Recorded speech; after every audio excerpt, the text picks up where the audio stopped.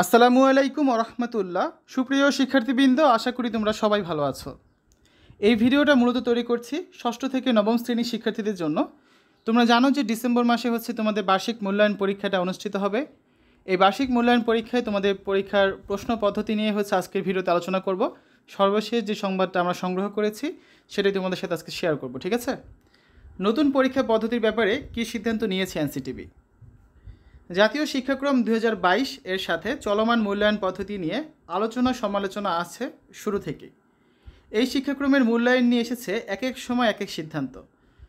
এর আগে সৃজনশীল পদ্ধতি নিয়েও বিতর্ক কম হয়নি।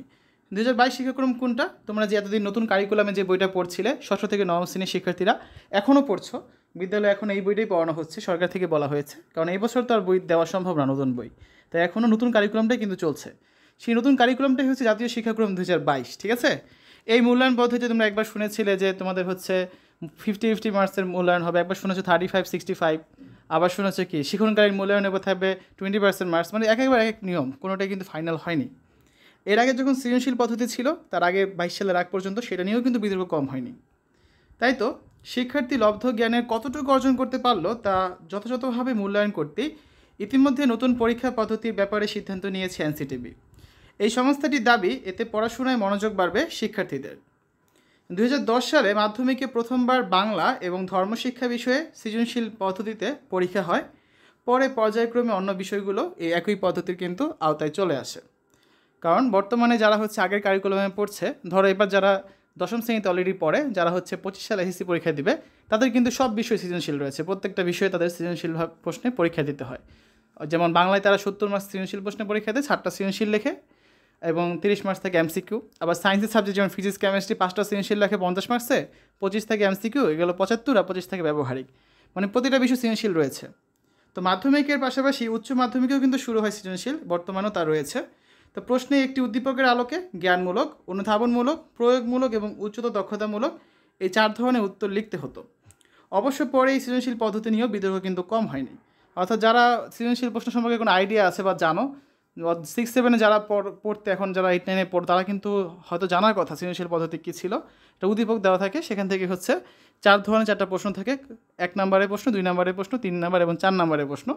এভাবে করে প্রতিটা প্রশ্ন থাকে 10 মার্কস। এভাবে করে তোমাদের ক্ষেত্রবিশেষে 5টা বা 7টা এমন করে সৃজনশীল অ্যান্সার করতে হয়, ঠিক আছে? আর সাথে থাকে সঠিক উত্তরের জন্য আলাদা বহু নির্বাচনী বা এমসিকিউ পরীক্ষা হয়।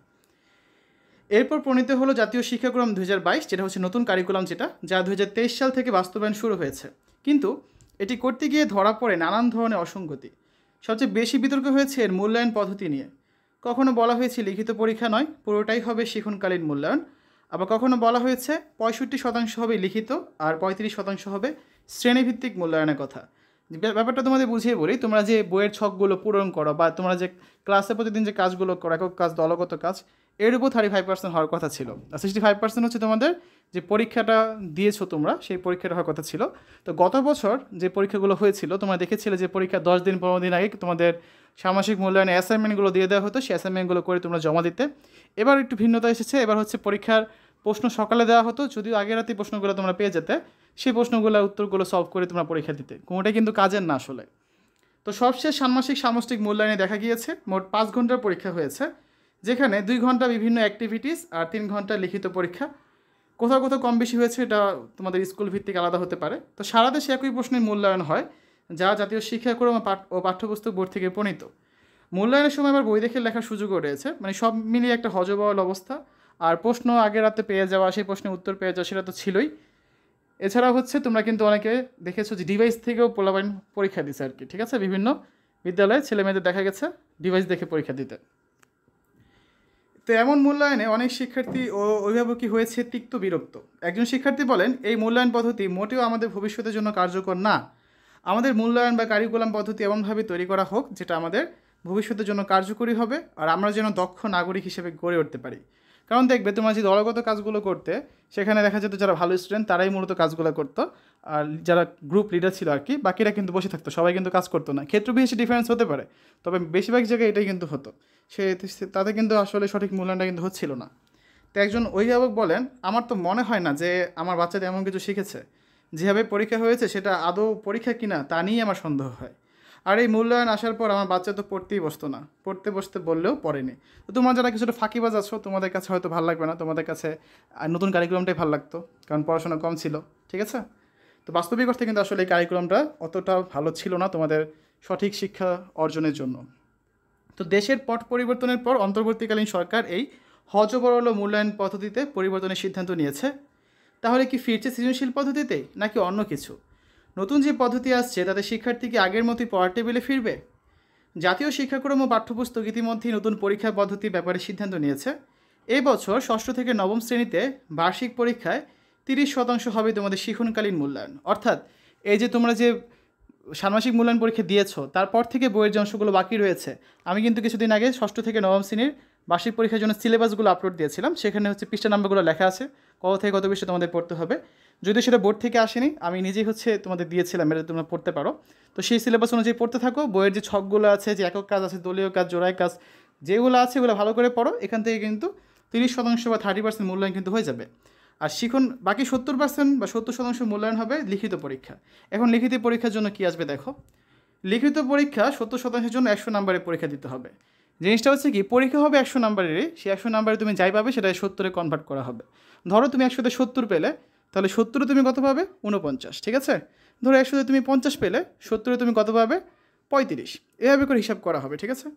তাহলে প্রশ্নপত্রে 3 ঘন্টায় পরীক্ষা দিতে হবে 100 নাম্বারের জন্য, যেখানে বহুমাত্রিক প্রশ্নের মধ্যে কী কী থাকবে দেখো। বহু নির্বাচনী প্রশ্ন থাকবে, এমসিকিউ টাইপের প্রশ্ন, কিছু সংক্ষিপ্ত প্রশ্ন থাকবে, এক কথায় প্রশ্ন, প্রেক্ষাপট নির্ভর কিছু প্রশ্ন থাকবে। তো বিষয় ও প্রশ্নের ধরন অনুযায়ী হবে নম্বর বন্টন। যেমন মনে করো 21-এ বইমেলা নিয়ে কিছু লেখা আছে, তারপর হচ্ছে তোমাকে এই সম্পর্কে আরও বিস্তারিত লিখতে বলা হতে পারে, বা একটা প্রেক্ষাপট দেওয়া আছে, কোনো একটা ঘটনা দেওয়া আছে, সেই প্রেক্ষাপট অনুযায়ী তোমাকে নিজে একটা ঘটনা বানিয়ে লিখতে বলা হতে পারে। এই ধরনের প্রশ্ন থাকতে পারে। এর মানে কিন্তু সৃজনশীল না, ঠিক আছে? তো এনসিটিভি বলছে শিক্ষার্থীরা লব্ধ জ্ঞানের কতটুকু অর্জন করতে পারলো তা যথাযথভাবেই মূল্যায়ন করতেই নতুন এই পরীক্ষা পদ্ধতি। এই বিষয়ে চলতি সপ্তাহেই পরিপত্র জারি হবে, অর্থাৎ ফাইনালি তোমাদের জানিয়ে দেওয়া হবে অ্যাকুরেটলি কোন বিষয়ে কত নম্বরের পরীক্ষা হচ্ছে, কী কী পড়তে হবে, সব কিছু জানিয়ে দেওয়া হবে। আর 2-1 দিন হয়তো সময় লাগবে। তো এনসিটিভি সদস্য প্রফেসর রবিউল কবির চৌধুরী বলেন, আমাদের শিক্ষার্থী এবং শিক্ষকদের ক্যাপাবিলিটি চিন্তা করেই আমরা এই পদ্ধতিতে যাচ্ছি এবং আশা করি ইফেক্টিভ পরীক্ষা পদ্ধতি আমরা চালু করব। এটা সবার জন্য কিন্তু উপকার বয়ে আনবে। নতুন পরীক্ষা পদ্ধতিতে শিক্ষার্থীরা পড়ার টেবিলমুখী হবে বলেও দাবি এনসিটিভির। প্রফেসর রবিউল কবির চৌধুরী বলেন যে মূল্যায়ন পদ্ধতিতে শিক্ষার্থীদের মূল্যায়ন করা হবে, তাতে শিক্ষার্থীরা পড়ার টেবিলে ফিরে আসবে। শিক্ষার্থীরা পড়ে শ্রেণীকক্ষে তারা তাদের জ্ঞানকে প্রয়োগ করার সুযোগ পাবে এই পদ্ধতিতে। আর 2026 সালে কোন পদ্ধতিতে এসএসসি ও সমমানের পরীক্ষা হবে সে ব্যাপারেও শিগগির সিদ্ধান্তে আসবে কর্তৃপক্ষ। তো এটা নিশ্চিত থাকো, 26 সালে তোমাদের নতুন কারিকুলামের উপর কোনো পরীক্ষা হচ্ছে না।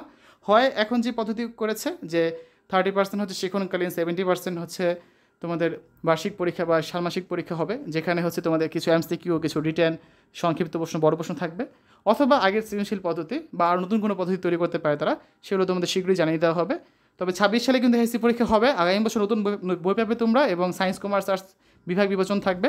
তো সেভাবে করে পড়াশোনাটা কিন্তু করতে হবে দশম শ্রেণীর শিক্ষার্থী যারা আগামী বছর দশম শ্রেণীতে উঠবে আর কি, ঠিক আছে? তো শিক্ষার্থীরা এই ছিল সর্বশেষ আলোচনা। এই নিউজটা আমরা কালেক্ট করেছি। আমরা হচ্ছে এখান থেকে কি বুঝতে পারলাম যে তোমাদের বার্ষিক মূল্যায়ন পরীক্ষাটা হবে এবং পরীক্ষার পদ্ধতি কী থাকবে। যদিও একটা ফাইনাল নোটিশ দেওয়া হবে, সেটা তোমাদের অবশ্যই জানিয়ে দিব। তো আজ এখানে বিদায় নিচ্ছি। ভিডিওটা ভালো লাগলে বন্ধুদের সাথে শেয়ার করে দিতে পারো। আল্লাহ হাফেজ।